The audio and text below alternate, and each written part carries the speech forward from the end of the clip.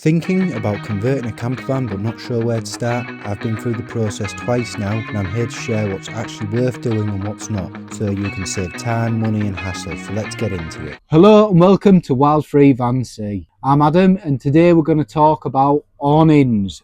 If they're worth the money, if you should get one, how it's changed over the years owning an awning. It's not like it used to be. In all honesty, we've had awnings on both our vans. When we first went away in our transporter, we never actually owned an awning, we had a tent. We used it, you know what I mean? We were going to campsites, there wasn't really any extra charge for putting up an awning or a tent. We started doing that, and so we thought, getting an awning, well, that's the next step, isn't it? It's fixed, it's easier than putting a tent up. So we thought, yeah, we'll get an awning. So we did. We used it when we first got it and we were going to campsites, and then we slowly realised that a lot of campsites charge for the privilege of using your awning. And I mean, it's £5 or it can vary between 3 to 5. Like, I haven't really seen it any more than £5 to put your awning out, but that is per day. So the longer you're at the campsite and the more you're having your awning out, to me, I think's a bit of a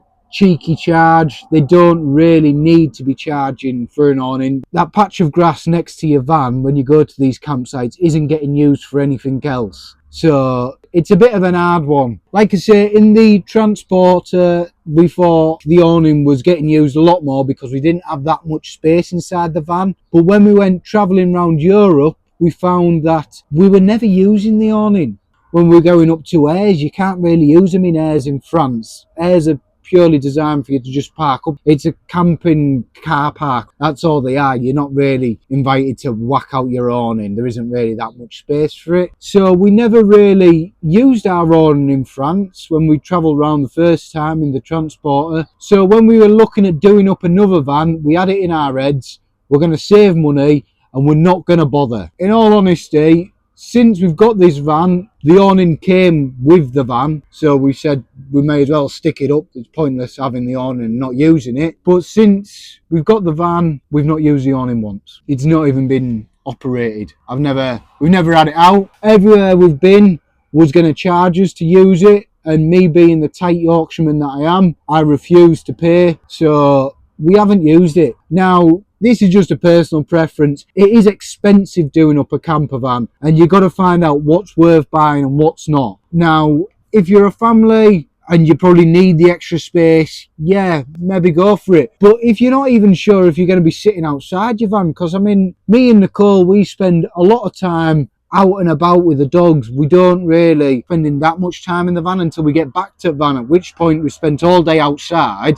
We may as well stay in the van. So we never really use the awning. But that's just our personal preference. Like I say, if you think that you're going to be sat outside and you need a shade from the sun, then yeah, by all means, get an awning. But, because they aren't cheap. Like I say, when you come to designing a camper van, you got to really think what's worth the money when you're getting it. It is a lot of money for the privilege of sitting outside your camper van under some cover, and then you're getting charged again to whack it out at a campsite. So if you're converting a camper van and you're not sure whether to put an awning on or not, but you don't have the money to do it up, if I were you, I'd concentrate on doing everything that you need to do internally on the van. Make sure you got all your other bits, because you don't want to get an awning and then be like, oh no, we need a fridge or we need something else, and you haven't quite got the money together because you spent it on the awning. An awning is something you can add to your build once the build's finished. I would personally go down that route. Leave the awning to last. Get everything else done internally in your camper van conversion